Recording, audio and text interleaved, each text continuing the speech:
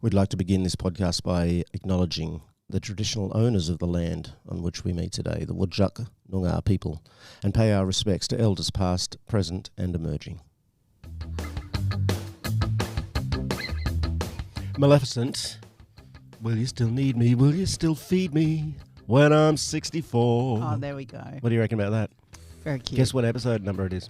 63. Good one. 64, mate. 64. Yes. Welcome to Talking Couch Potatoes. We're back again. We are back. Mel, bit of an interesting one again today. It's just you and I having a yabba today, isn't it? It is. We did have a guest booked, but they got scratched. Could be a minor stand-down period. We might have them back on at some point. So for now, we're just going to have a little chippity chat, aren't we, Mel? We are. And I think we need a little bit of a breather. just like a cuddle, a group cuddle after the hearings. Yeah. And my Gigi, too, going over the bridge. Oh, Mel. Yeah. So that was really, it was a really sucky time. It was a sucky time. Yeah, and especially you've got so much on your plate. And I know last time there was a big thing happening as well. Yeah, the export inquiry, I lost my mum. Yeah. So I'm never going to another inquiry, ever. But I know what you're going to do about things, Mel. You're going to make sure that this stuff ends. That's your commitment, isn't it? Thank you for being here with us today, Mel. I know it takes a lot, and I've gone through my own little loss recently. It's hard to get back up on the plate, but Gigi will be proud of you. I hope so. Yeah. So, Mel, I guess while you sort of take a minute, I'll mention our sponsor. We've got a brand new sponsor on Talking Couch Potatoes, and they're kind of a friend of the show, really, as was Henry Houndwear, and still is Henry Houndwear, where all the best dressed hounds are wearing. Our new sponsor stepping up is Sprinkles and Sprouts, and that is run by Mark Layton, was one of our guests recently, one of our top-rated shows, actually. Lots of people showed some interest in that one. His wife, Claire, is huge in the blogosphere, so she's jumped in and is sponsoring the show. SprinklesandSprouts.com. Check it out. Mel, what else is going on? I know it's Adopt a Greyhound month, isn't it, this month? It sure is. Yeah, April is always Adopt a Greyhound month, every month. Every day is Adopt a Greyhound Day. Exactly. But April is a particular month where we really concentrate on greyhounds, which is awesome for anybody looking to get a greyhound. So please do right by the houndies. If you've ever thought about getting one, please go and do it. And do right by yourself, mate. Yeah, honestly, you'll never regret it. You'll get more out of it than. And the beauty of greyhounds is you can foster, Mel. Yes. You can foster from Gower. They'll teach you all about it. They'll match you with just the right dog. If things aren't working out, they'll step in, sort it out for you, and you'll probably end up foster failing and just never wanting to say goodbye. Yep, that's true. That's my experience. Mel, the other thing I love very much, my new favourite segment is Foster of the Fortnight, because that way we can find beautiful people with beautiful homes for the beautiful hounds and make sure that they're matched just perfectly. Do we have a Foster of the Fortnight this fortnight, Mel? We sure do. Toby is a charming, gentle, affectionate, quirky greyhound with a heart full of love and a playful spark that lights up every room. Since moving into his foster home, he's taken to pet life like a natural, bounding up the stairs with confidence, enjoying his playtime with soft toys, and then curling up for a well-earned nap. Toby also has a watchful, loyal streak, always alert and quietly keeping an eye on things. This clever boy is the perfect mix of affectionate companion and independent spirit. Toby doesn't show signs of sleep startle. He's a smart boy who learns quickly, especially when given consistency and respect. He's learning to share his toys with his humans. He's not a fan of sharing with other dogs. Toby will thrive with a dog-savvy, calm household with space to do some zoomies. He would suit a home with older teens or adults who respect his space and understand dog body language. Toby is learning how to interact with other dogs. He's making progress with his foster siblings, but is still unsure when dogs approach him quickly. So if you're looking for Toby to be a part of your family, please reach out to Greyhound Adoptions WA. Not only do we try and find beautiful greyhounds, beautiful homes, we also obviously try and end the carnage and the injury and the exploitation of the beautiful creatures. Last night there was a protest toward that end. What was that all about, Mel? That was for the Sand Groper, which is a slot race that we have once a year. We're the only state in the country that has a slot race. What's a slot race, Mel, for those who don't know? What it is, you buy a box, Yep. if you like, for the dogs, for them to be able to run in the race. And then everybody's assured of a prize, no matter what you place. Yeah, okay. So it's a big money event, basically. Yeah, yeah. The thing that really sticks with us is a dog called Sandgroper died at Cannington the year before they started this race. So it was kind of a really tacky name Bit morbid. to call. Yeah, it was. And obviously they're using it because it's West Australian. A Sandgroper is what West Aussies are called. But yeah, so I think that was always the worst part of it for us, was why name a race after a greyhound that's died on that track. Oh, it could be almost fitting in a sense, isn't it? Because Yeah. it's emblematic of the so-called sport, which Yeah. is that dogs die. Yeah, That's a feature. It's not a bug. yeah. And I think that came up in an inquiry, which I want to talk a little bit more to you about later. I think the Honourable Jess Beckling, she's a star in my eyes, asking some really good questions. Yeah. Kind of posed that injury and death is inevitable, is it not? Mm-hmm. Kind of stumped him for a sec, I thought, but we'll Yeah. check that out later. Yeah. On a brighter note, Mel, what are the 3 things I love the most in life, Mel? I know it's nanas, Yep. bingos, Yep. and weddings. Yep. So yes, we have Nana's Bingo wedding. bingo wedding coming up in May, Oh. on May the 16th. Tickets are still on sale. You got to come along and see Nana in a frock, Yeah. a wedding frock. Yeah. You'll love it. Do we know who she's actually? Is the groom or the bride or whatever? That is a surprise. Is it? Could it Yeah. be me? Do you think it could be me? Oh God, I don't know. I don't think so. I don't think so. I don't know. Are you getting married to Nana? I'm not allowed to. Jem won't let me marry anyone else now. Fair enough. Yeah. That's not what Jem just said, Yeah, Matt. no. Yeah, and there's you can bring your own food. That's pretty cool. Yep. Yeah, cheap night out, cheap bar. Yes, buy your drinks. Do not bring any drinks, and please do not drink and drive. Make sure you get a ride home. Yeah, you might spill some. That's not the point. Is that not the? Oh, of That course. is not the yeah. point. No, it's do also not be socially intoxicated while drinking. No, you don't want to do that. No, but there'll be lots of silent auctions, Live auctions, Yeah, and just a lot of fun. it is fun. Helping raise funds for Houndies. And get in early because it sells out. I'm telling you. Yep. All right. Mel, I think we might have to talk about the stats, which we haven't done for a while. Yeah, that's It's right. the necessary evil of this podcast. Yeah, we've changed them a little bit this year, at the moment anyway. We're not looking so much at the financial side of it currently. Mm.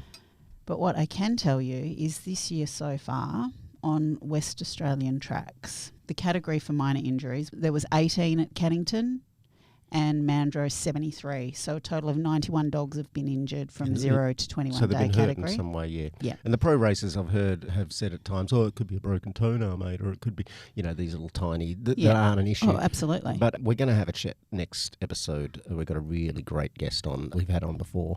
And I'm going to ask her a little bit about this sort of repetitive injury thing. The accumulation of injury. Accumulation of injuries. Because, maybe the odd one is a little stubbed, sprained toe or something. But these dogs race 30, 40, some successful dogs, 100 in the hundreds of times. Yeah.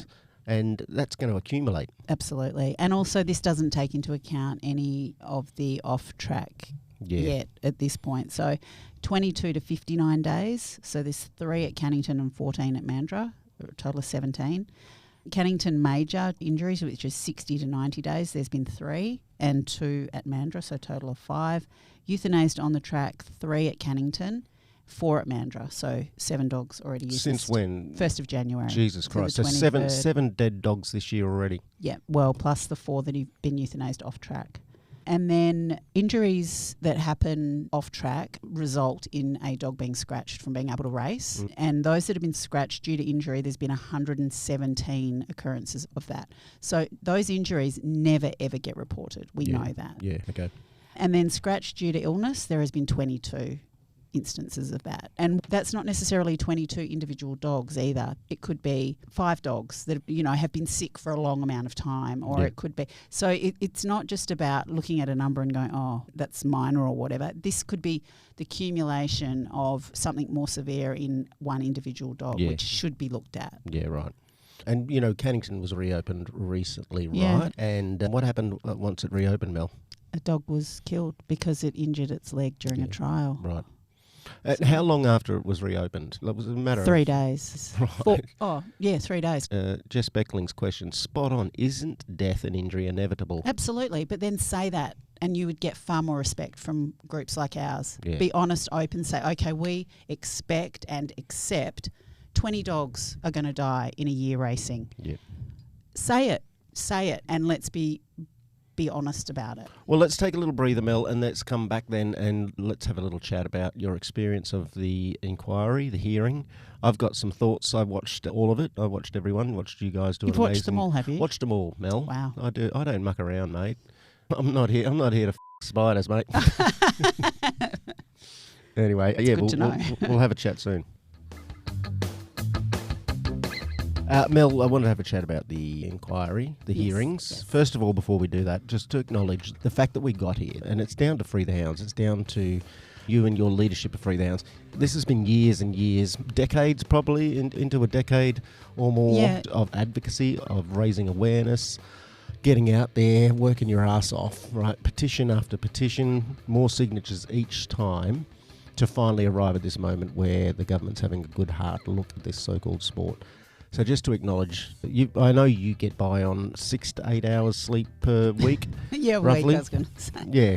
But I would like to thank you for but I must acknowledge the fact that the former president, Alana Christensen, she started this back in 2015. Yeah. Who, without her heart and vision, this would never be an organisation. And also then Andrea Pollard, she also was the president for some time. Yeah. So it's certainly not just me. Has the bulk of the action happened? Yes, I'm very lucky, but yeah, it's definitely a group effort. And the great volleys, all the great volleys. Brilliant. That I've met plenty of them. They're just tireless people. And I just think, as Gemma so rightly raised several times at the hearing the other day, was the fact that it's because these dogs are now in our community and are so much a part of our lives that people realise, hey, this isn't right. So the dogs have become their own best advocate as well. The ambassador dogs. People, they are. Yeah, I mean, that's my story. That's what happened to me. You view them as commodities. If all you do is see them on a TAB screen, you don't have in your mind, sort of in your imagination, that they can be companions.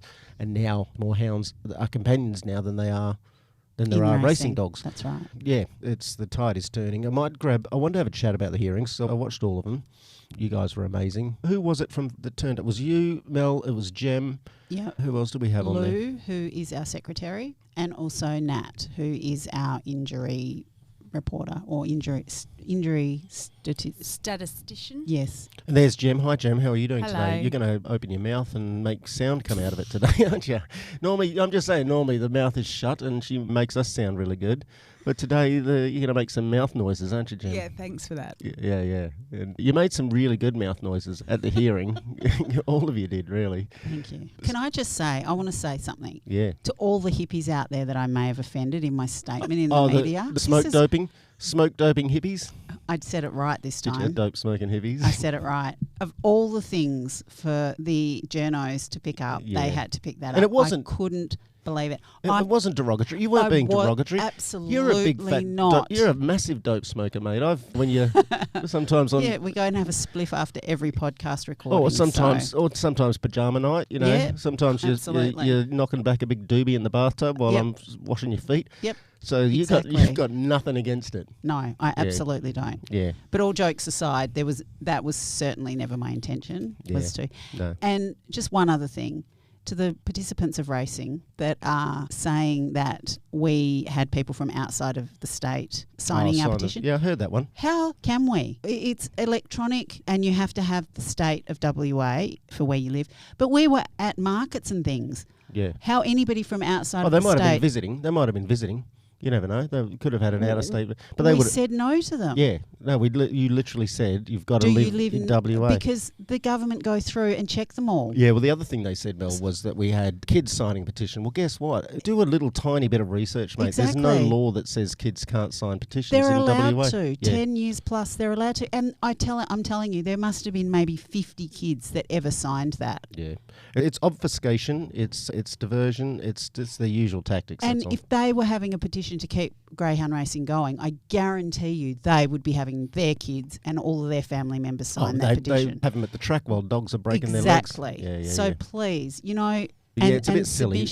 Getting submissions in from outside of WA, if we want to be the best in the world, the best jurisdiction, then why the hell wouldn't you ask every other country that has greyhound racing? Why wouldn't you have them all give input so that we can have the safest racing conditions for our dogs? Yeah. Why are the participants even concerned about that? Wouldn't you want to be getting all this information for free? That was a silly one, wasn't it, Jim?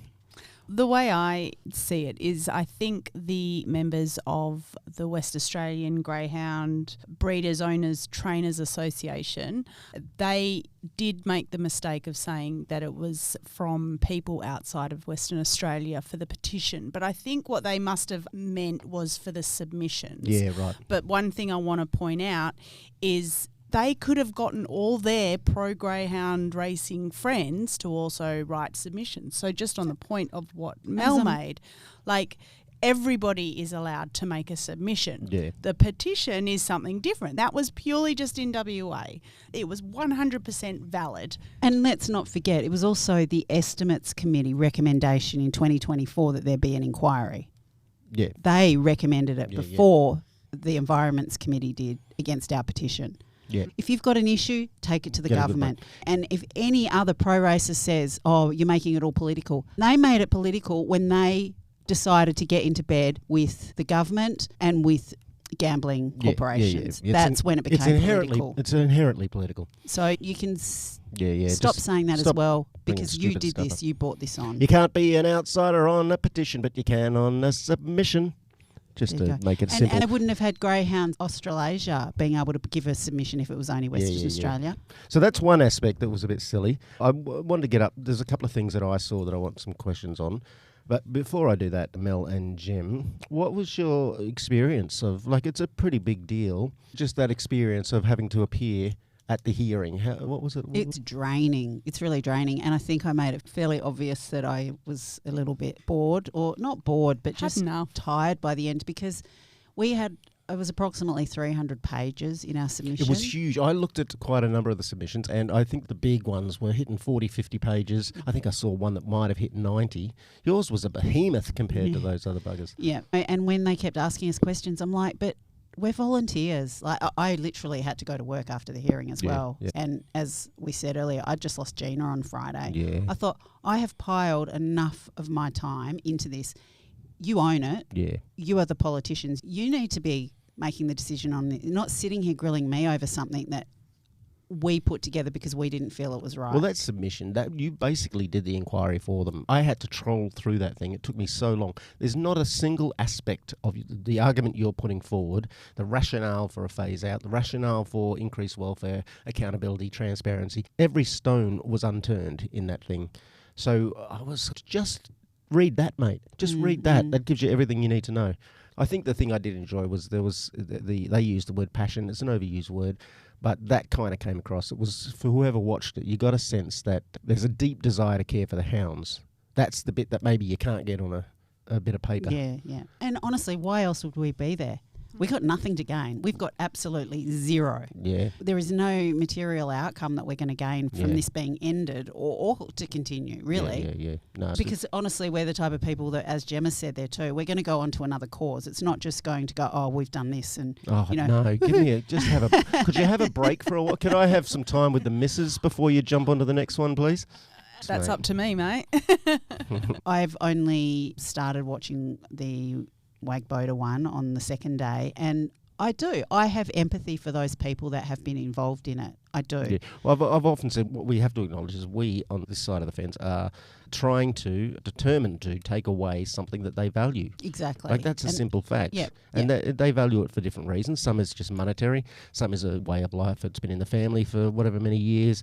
I think some of them genuinely have an affection. Yeah, for the hounds, I really do. I just think their version of love is very different because they're willing to put the ones they love in harm's way repeatedly. Yeah. I don't think that's love, but I get that they've got a different perspective on that. So I get the fact that they're a little bit antsy toward us because we are trying to end something that is important to them. 100%. Yeah. I hate that part of it.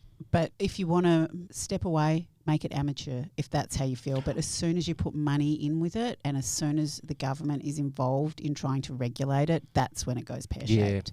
when you have gambling on it. I think that's a good point. Not only take it out of government, but also, if they really think the hounds love doing this and they're committed to enabling the hounds to do what they love, if they really are, they'd put the time, energy, effort, money, do their own fundraising, like Free the Hounds has to raise their own funds for what they believe in, and have their little private tracks and whatever. And we'd probably still be against that because there'd be some dead hounds. Yeah. But, at least they'd be putting their money where their mouth is instead of our taxpayer money where, Yep.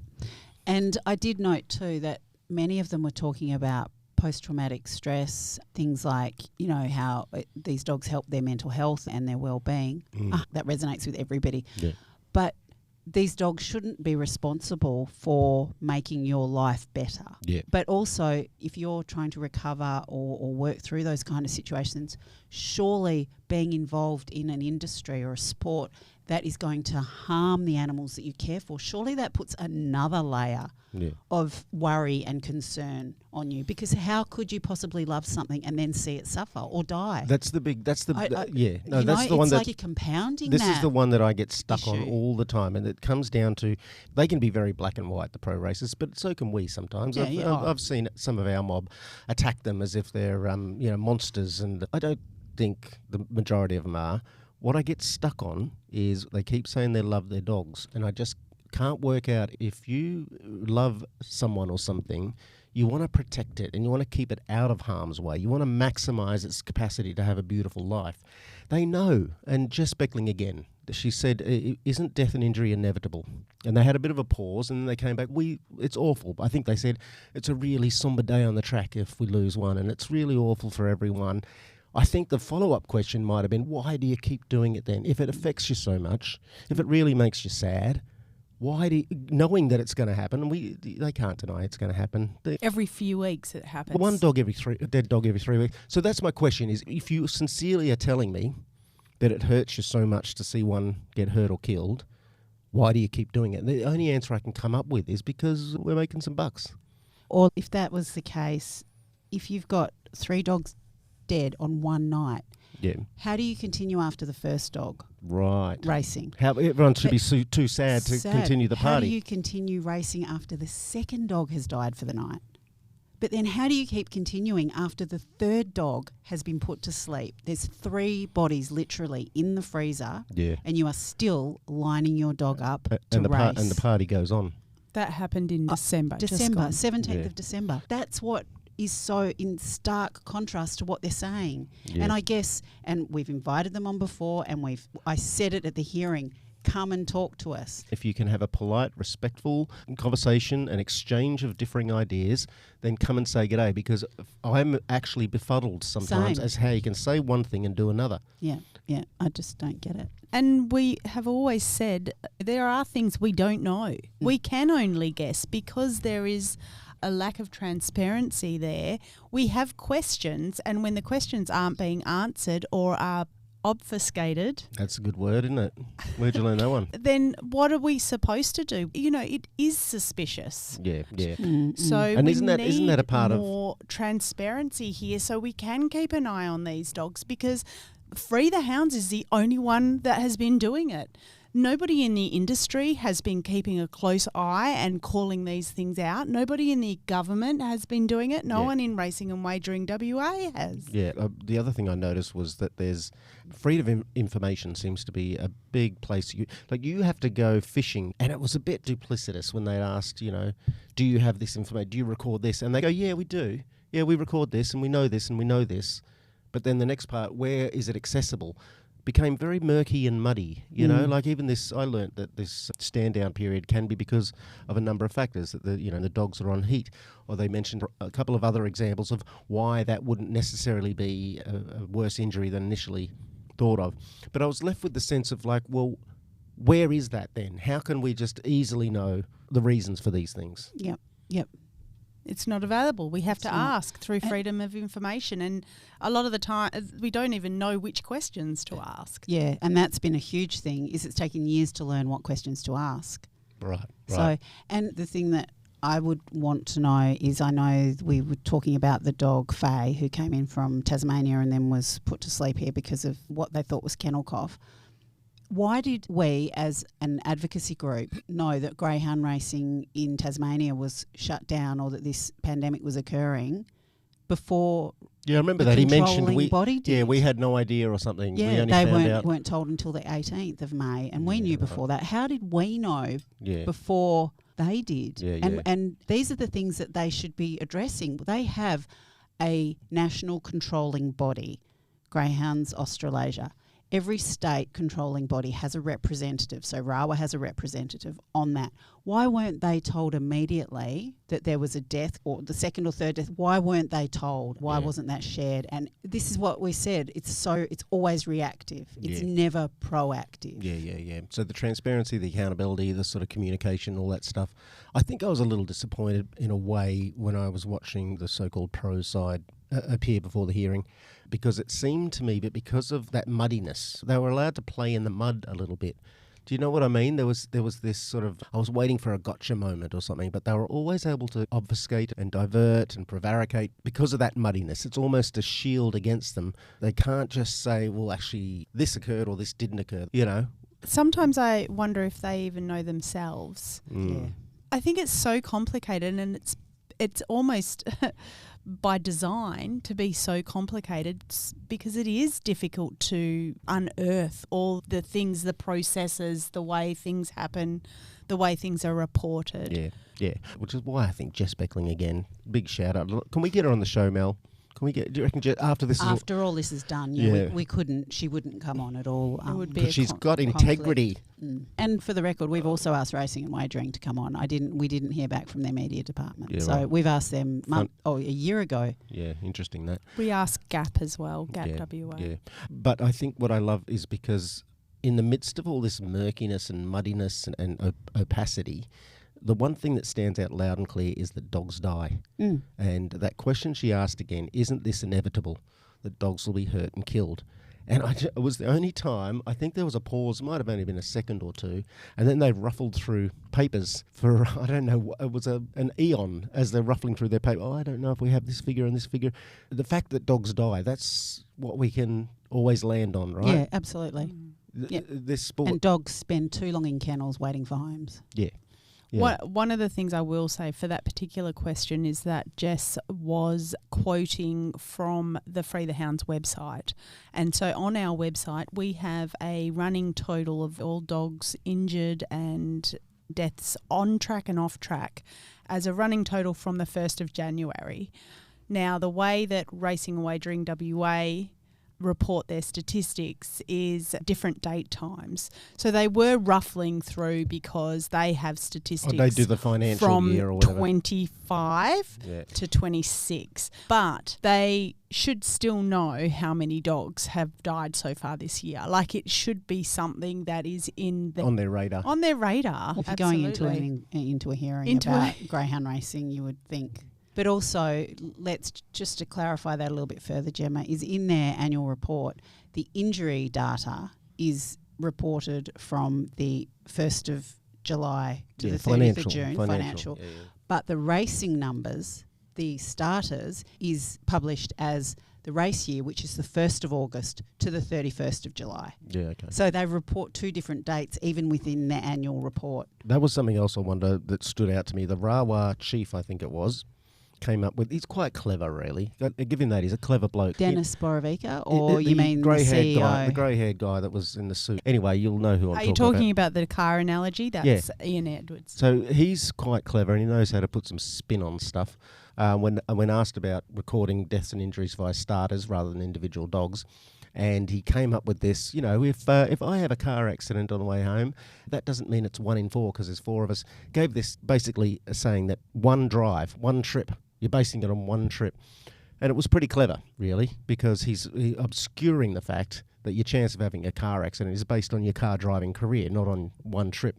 So I was a bit frustrated. That can come across to people as a reasonable position to take, because we know that basing on a starter says that here's your chance of a dog in an individual one single race getting hurt or killed, which is a pointless, irrelevant stat, because no dog will ever have...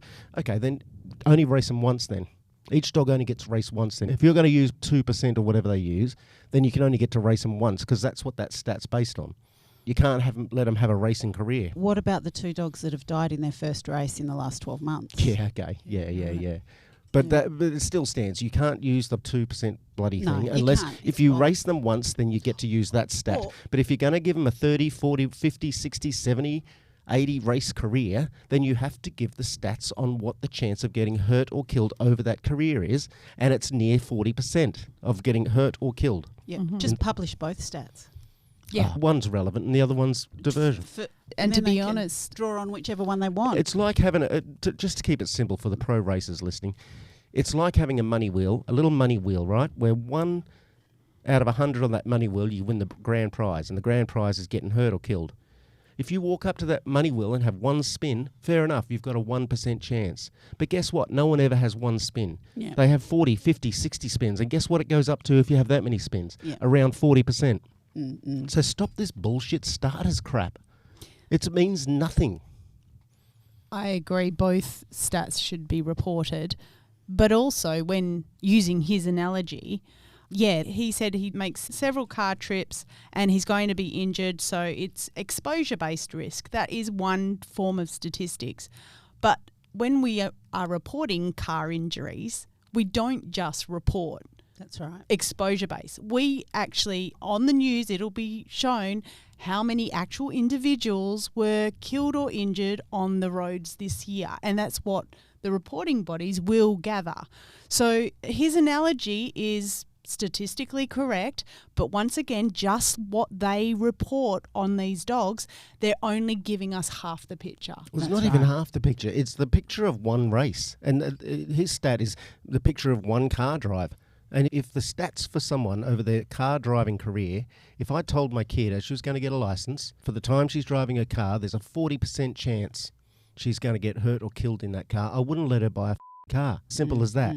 The fact that there's only 2% chance on one car drive that she takes means nothing because she's not going to just take one car drive. Yeah. And it applies for the same for the bloody dogs.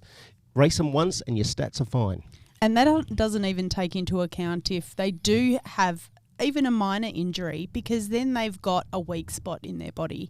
And the next time they race, that weak spot, it's just going to get more and more chronic. They'll get more injuries. So in fact, the number of spaces on that chocolate wheel gets more and more. And at the same time, it gets a little bit sticky. Yeah. A couple of the pegs fall off. Yeah. The chances do get Well, higher. even if you put the analogy back to the car, if you've been banged in a car crash and you're driving the same car, you lose your wheel alignment. Yeah, Or it's also the type of car you drive. Like Ian will be driving the high range. We don't you know. We can't say. Ian, he might have an old Datsun. You never know. He looks like He's he over doesn't 600k a year, Is- and that's in the annual report. So don't come after me. doing all right, Ian, aren't you, mate? He is, and he got a pay rise in the last financial year. Some of his staff would be driving home in a Datsun. That Don't- also is going to add to the level of risk, which Don't- is going to be different for everybody. Don't knock the dado, mate. I don't. I would actually feel safer in a Datsun than some of these cars. We But get- that correlates to where these dogs are trained and housed. Yeah, You can see that in the animals that are injured. I'm a bit hepped up, sorry. But this other mob keep calling them athletes, right?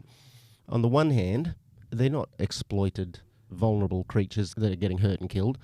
They're performance athletes that are doing what they love. On the other hand, do these dogs have a personal physio or a team physio like the athletes have?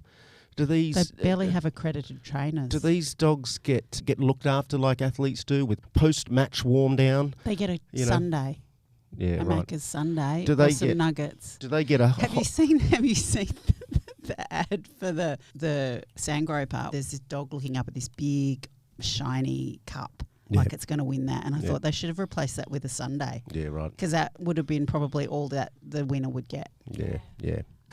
Just to wrap this up a little bit, Mel, I think it's so important that the work that you've done, Free the Hounds and others do, many of the guests that we've spoken to, attacking this from all angles, from the economic angle, from the transparency angle, the conflict of interest, the lack of welfare, the rehoming crisis, all that stuff is so important. But sometimes I wish we could just remember the key focus, which is this sport kills dogs. You bet they die. Yeah. That's a fact. That they Yeah, can't. it is. The other mob can obfuscate and divert and do all the stuff they want, all right, around the other. They can pretend this and quote this number and that number. Whataboutisms. The whatabout is huge. But what they can't do is deny dead dogs. And that what they can't do is that a track was closed because 4 dogs died. Were injured. Cannington- Two died. two died and 2 injured. were injured. And then a mere 3 days after it reopened, a dog's dead. What they can't deny is this Q track that was supposed to be the safest track. I don't know how many they're up to now. They're up to 17 dead dogs. They can't deny that there's no safe way to race these dogs, and that if we continue it, More then dogs. we have to accept, and Yep. they have to tolerate, and say it out loud, that it's part of the game. Dead dogs are part of this game. Yep, absolutely. All right, that'll do us for today. I've had too much hep. Too much hep. Are we going to wrap it up? We need to go and have a We're going to go. What are we going to do? go and have a bong. we'll calm down. Free the Hounds and hosts of Free the Hounds do not condone any illicit drug taking For whatsoever. those listening, that is referring back to my hippie comment that I upset the hippies over. I'm so sorry. I love all the hippies. We love everyone. All my love to the hippies. Anyway, thanks for listening. Keep listening. Next one's a good one, so tune into that. And one day, folks, we shall release the Hounds.